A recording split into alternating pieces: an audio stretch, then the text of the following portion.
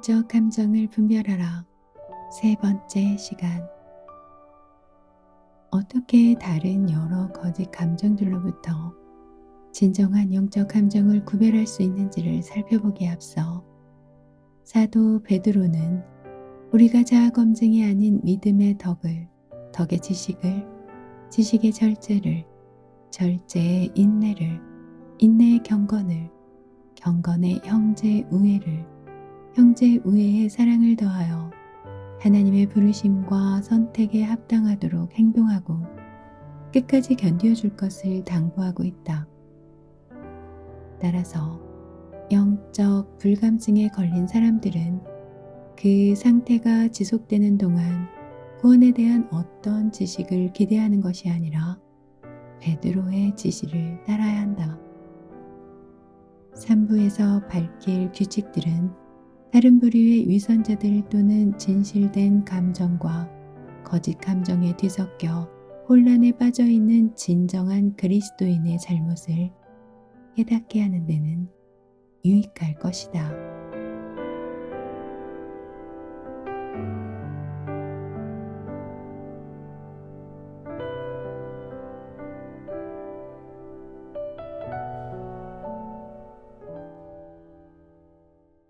제3부 진정한 영적 감정을 분별하는 방법. 첫 번째, 영에 속한 감정. 성경은 그리스도인을 영에 속한 사람이라고 칭하며 육에 속한 사람과 대조하고 있다. 하나님은 진정한 그리스도인들과 더불어 거하신다. 그리고 삶의 행동의 원천으로서 그들의 마음을 움직이기 위해 자신의 영을 부어주시며 이런 방법으로 그리스도인들에게 연합시키므로 성경은 그리스도인을 신령한 자들이라 부른다. 성경은 그리스도인들 속에 있는 성령이 하나님의 영의 본질과 연합함으로 그리스도인들과 그들의 성품은 신령하다고 말한다. 거룩함은 신적 본질의 아름다움과 매력으로서 하나님의 영의 본질이다. 그래서 성경은 하나님의 영을 거룩한 영, 즉 성령이라고 칭한다. 성령은 그리스도인들의 마음속에 삶의 샘으로 내주하면서 그의 아름답고 신적인 본질인 거룩함을 그들의 삶 속에 부어주며 성도들이 성령에 참여함으로 하나님 아버지 그리고 성자 그리스도와 더불어 교제를 가질 수 있도록 해준다.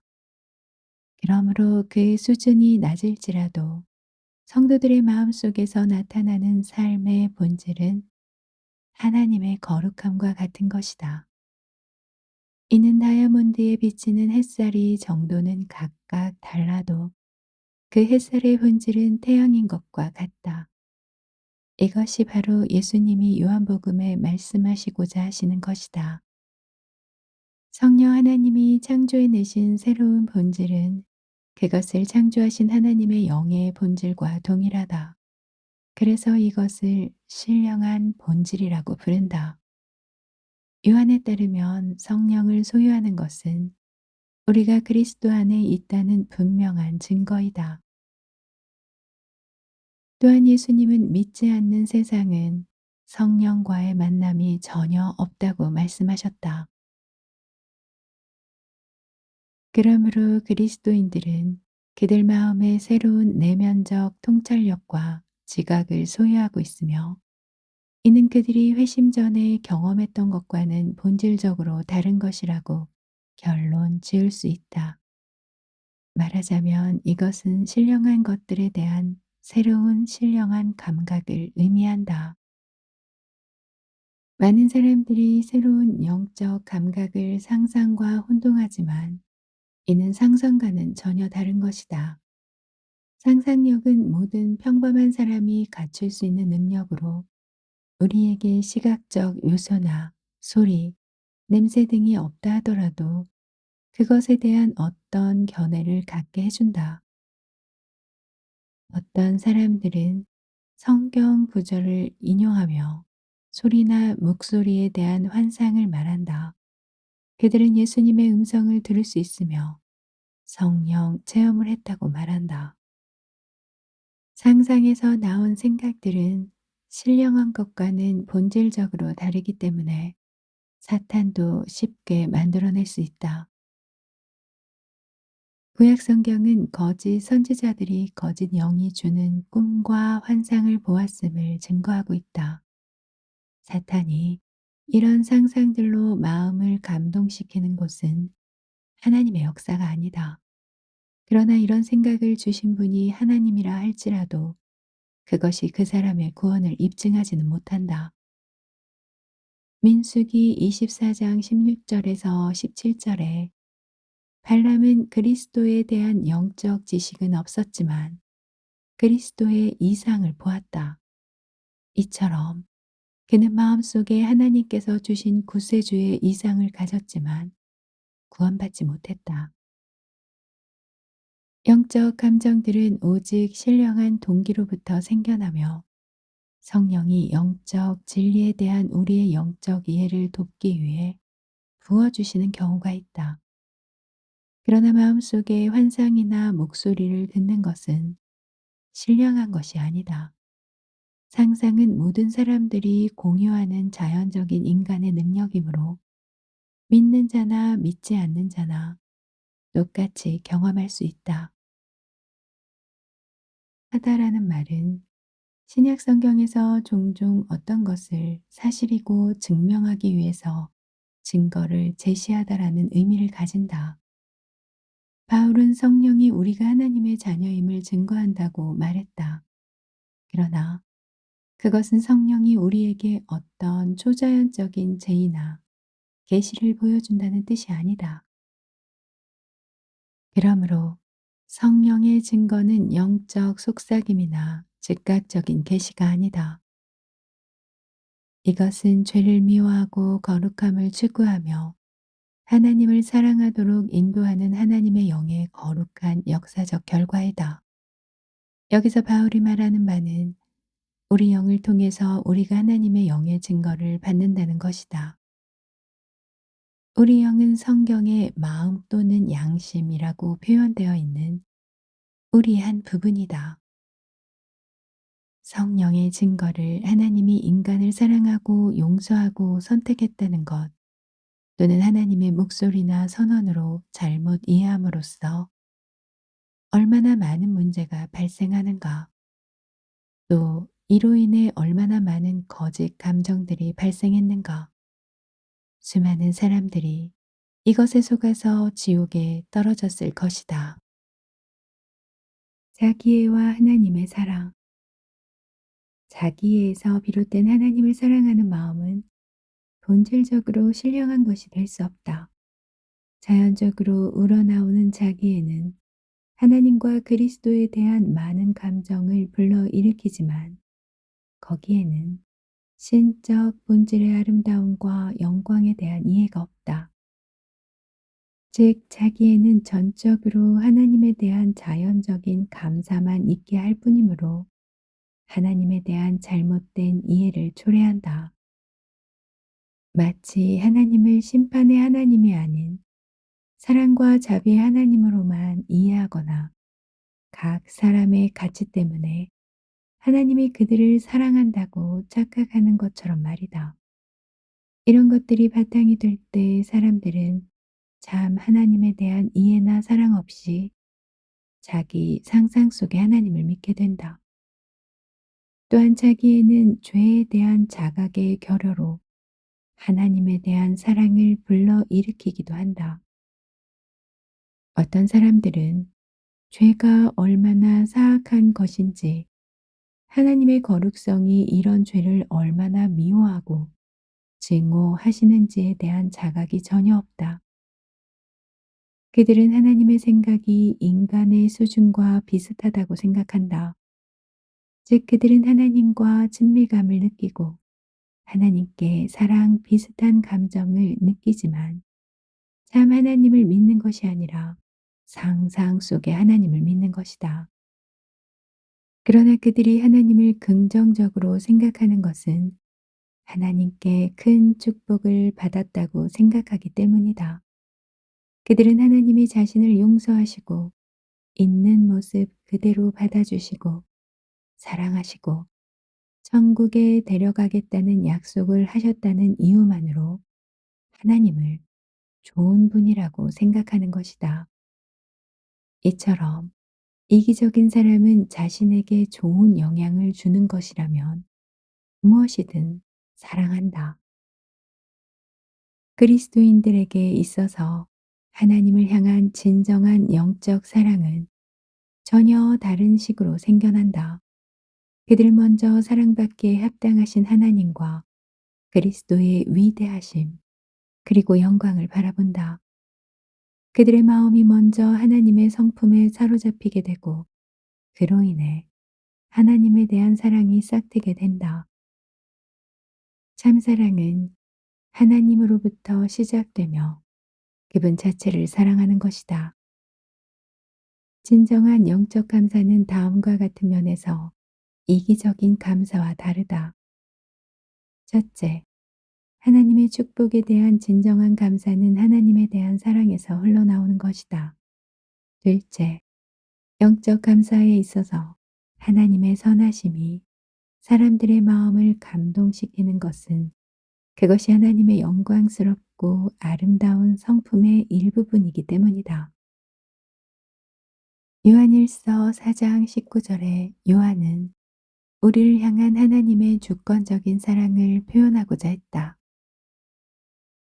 그는 우리가 하나님을 사랑하는 것은 하나님이 우리를 사랑하심에 대한 증거로 우리 마음속에 넣어주신 것이라고 말한다. 즉 하나님이 우리 마음을 움직여 주시기 때문에 우리가 하나님을 사랑할 수 있는 것이다. 우리가 그분을 사랑하지 않았을 때 그분이 우리를 먼저 사랑하심으로 우리는 구원을 얻었다. 하나님께서 먼저 우리를 사랑하셨기에 우리는 거룩하고 영적인 마음으로 그분을 사랑한다. 이것이 바로 이기적인 사랑이 아닌 요한일서 4장 19절이 말하고 있는 하나님을 향한 사랑이다. 그리스도를 통한 구원의 방법이 즐거운 것도 하나님의 구원 방법에 드러나는 그분의 완전하심 때문이다. 거짓 그리스도인들은 기쁨을 누릴 때 자신에게만 시선을 고정시킨다. 그들의 마음은 하나님의 영광이나 그리스도의 아름다움이 아닌 자신들의 경험으로 꽉 차 있다. 그들은 그리스도의 자리를 자신의 경험으로 대신한다. 진정한 그리스도인은 영적으로 뜨겁거나 예민할 때 하나님이나 그리스도 또는 복음의 영광된 진리에 대해 말하는 것을 좋아한다. 그러나 거짓 그리스도인들은 자신이 겪었던 놀라운 경험과 하나님이 자신을 얼마나 사랑하시고 자신의 영혼이 얼마나 안전한지, 천국에 갈 확신이 얼마나 있는지 등 자신에 대해 이야기하는 것을 좋아한다. 하나님의 거룩함을 사모하는 자, 영적인 것에 있어서 도덕적 탁월함이란 무엇을 의미하는가? 도덕적 탁월함이란 하나님의 도덕적 성품에 속하는 것으로서 하나님의 거룩하심이다. 하나님의 거룩하심은 그분의 도덕적 완전함으로써 의로움과 진실함, 선하심의 총체를 할 수 있다. 진정한 그리스도인은 영적인 것을 사모하는 것은 바로 거룩함을 사모하는 것이다. 하나님을 사랑하는 것도 하나님의 거룩하심을 사모하는 것이다. 거룩함은 하나님의 본성에 따른 아름다움인 것처럼 다른 모든 영적인 것들의 아름다움이다.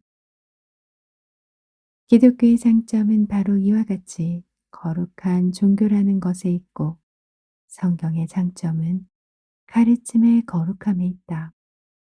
그리고 우리 주 예수 그리스도의 아름다움은 인격의 거룩함, 즉 거룩한 자라는 데 있으며 복음의 아름다움은 하나님과 예수 그리스도의 빛을 뿜어내는 거룩한 것이라는 데 있다. 이와 마찬가지로 천국의 아름다움은 천국의 완전한 거룩함, 즉 거룩한 성에 있다. 영적 지식에 기초한 마음의 분별력. 교리적인 지식과 영적 지식에는 커다란 차이가 있다. 교리적인 지식은 지적 능력만 있어도 되지만 영적 지식은 기독교 교리가 지닌 거룩함의 아름다움을 볼 수 있는 마음의 감각이 개입되어야 한다. 교리에 대해 아주 깊은 지식을 가지고 있을지라도 그 교리가 지닌 거룩한 아름다움을 전혀 맛보지 못할 수 있다. 지적으로, 즉 머리로는 알고 있지만 영적으로, 즉 가슴으로는 모르는 것이다. 교리를 단순히 지적으로만 이해하는 것은 꿀을 손으로 만져보고 맛보지 못한 것과 같다. 내가 예언하는 능력이 있어 모든 비밀과 모든 지식을 알고 또 산을 옮길 만한 모든 믿음이 있을지라도 사랑이 없으면 내가 아무것도 아니요. 고린도전서 13장 2절 말씀. 성경의 영적 의미는 상징적인 성경 구절들의 올바른 해석이 아니라 성경 진리의 신적인 달콤함에 있다. 하나님의 속성이나 역사들에 대한 사실들이 모두 교리인 것처럼 하나님의 뜻에 대한 사실들도 교리이기 때문이다. 그러므로 하나님께서 그분의 뜻을 우리에게 직접 계시했다 하더라도 우리는 단순히 교리적 지식을 다루는 것이다. 하나님의 뜻에 대한 거룩한 아름다움을 느끼지 못한다면 즉각적인 계시들은 우리의 지식을 신령한 것으로 만들 수 없다. 영적 이해란 성경 말씀에 실제로 무엇이 있는지를 보는 것이지 그에 대한 새로운 의미를 만들어내는 것이 결코 아니다. 이것은 하나님의 말씀에 다른 것을 추가하는 행위이며 하나님께서는 이런 행위를 저주하신다. 성경의 참된 영적 의미는 성령의 영감을 통해서 성경이 처음 쓰였을 때 부여된 의미이다. 영적 감정은 오로지 아름다운 거룩함을 볼 수 있는 마음의 분별력인 영적 지식에서만 나온다. 만약 상상 속의 생각들이 진정한 영적 감정들과 같이 나타난다면 그것은 우연에 의한 부수적인 결과일 뿐이다. 하늘의 신령함을 보는 눈. 진정한 그리스도인은 복음의 진리에 대한 확고하고도 실제적인 확신을 가진다. 예수님을 하나님의 아들이라고 단순히 믿는 것이 아니라 하나님이 우리의 눈을 열어 진실로 그러하다는 사실을 보게 하신다. 그리스도인은 하나님의 뜻, 구원, 천국 등에 대해 예수님께서 가르치신 것들을 아무 의심 없이 받아들인다. 따라서 이 모든 것들이 마음과 행동에 실제적으로 영향을 끼친다. 한 개인이 경험하는 믿음의 감정이 기독교는 진리다라는 강한 신념에서 비롯된 것일 때 그의 감정은 영적인 것일까? 아니다. 그의 신념이 합리적이지 않은 한 그의 감정은 여전히 영적인 것이 될 수 없다. 여기서 합리적인 신념이란 실제적인 증거와 합리적인 이성에 근거한 신념을 의미한다. 믿음 자체는 이성적이어야 할 뿐만 아니라 영적이어야 하기 때문이다. 진리에 대한 영적 확신은 오로지 영적인 사람들에게서만 나오며 이는 성령이 우리 마음을 조명해 주실 때만 가능하다. 영적 이해란 위의 것들의 거룩한 아름다움을 감지하는 내면적 감각임을 잊지 말기 바란다. 영적 아름다움을 느끼는 감각은 우리 영혼으로 하여금 성경이 계시하는 그리스도의 영광을 볼 수 있게 해준다. 그래서 우리는 속죄의 무궁한 가치와 복음의 구원 계획의 위대함을 알게 된다. 또한 우리는 인간의 행복이 거룩함에 기초하고 있음을 보고 그 무엇으로도 묘사할 수 없는 하늘의 영광을 느낀다. 확신은 학자나 역사가들이 줄 수 있는 것이 아니다. 하나님 한 분만이 우리에게 확신을 주실 수 있다. 그분은 우리의 눈을 여시고 복음에서 빛나는 말할 수 없이 아름답고 신령한 하늘의 영광을 보게 하신다. 하나님만을 높이는 겸허한 마음. 영적 겸허함은 자신이 얼마나 부족하고 나약한 존재인지를 깨닫고 자신을 낮추고 하나님만을 높이는 그리스도인의 자의식이다. 법적 겸허함이라고 부르는 또 다른 유형의 겸허함도 있는데 이는 오로지 비신자들만이 가질 수 있다. 하나님의 법은 그들의 양심의 역사에서 그들이 얼마나 죄 많고 절망적인 존재인지 깨닫게 한다. 그러나 그들은 죄의 악한 본질을 보지 못할 뿐만 아니라 자신의 마음 속에 있는 죄를 끊어버리지 못하므로 하나님께 나아오지 못한다. 그러나 영적 겸허함은 하나님의 거룩하심의 아름다움과 영광을 느끼는 진정한 그리스도인의 의식 속에서 솟아난다. 그래서 자신을 부인하고 죄를 단념하여 기꺼이 자유로운 마음으로 하나님 앞에 나아가 엎드리게 된다. 자신을 부인하는 일, 영적 겸허함을 자기 부인의 진수라고 할 수 있는데 이것은 두 부분으로 이루어져 있다. 첫째는 이 세상에서 좋아하는 것들을 부인하고 모든 죄악에 물든 쾌락들을 떨쳐야 한다는 것이고 둘째는 자기 의와 자기 중심적 사고를 부인하는 것이다. 많은 사람이 첫 번째는 잘 행하지만 두 번째는 그렇지 못하다. 그들은 육체의 쾌락은 거부하면서도 자신의 자존심을 지키는 데서 오는 쾌락은 즐긴다. 영적 교만의 확실한 증거들. 첫째, 교만한 사람은 영적인 면에서 다른 사람들보다 자신을 더 높이 평가한다. 둘째, 진짜로 겸손한 사람은 자기 자신을 자랑스럽게 생각하지만 교만한 자는 자신의 겸손함을 굉장히 높이 산다. 진정 겸손한 사람은 자기 자신을 하나님 앞에서 절대 충분히 낮출 수 없다고 생각한다. 그는 자신을 낮추면 낮출수록 더 낮아질 수 있다고 생각하기 때문이다. 그는 자신의 자리와 자신이 있어야 할 자리를 살핀 다음 자신이 있어야 할 자리보다 더 낮은 자리에 선다. 이 심오한 영적 진리들은 생활 가운데서 적용해야 한다. 자신을 다른 사람보다 훨씬 우월한 그리스도인이라고 생각하는 사람을 보면 비위가 상하는가? 그는 교만하며 당신은 겸손하다고 생각하는가? 그렇다면 조심하라. 당신의 겸손이 교만으로 바뀔 수도 있다. 하나님으로부터 오는 영원한 변화. 회심했다고 말하는 사람들에게 진정하고도 영원한 변화가 없다면 그들이 어떤 신앙적 경험을 했던지 그들의 믿음은 헛된 것이다.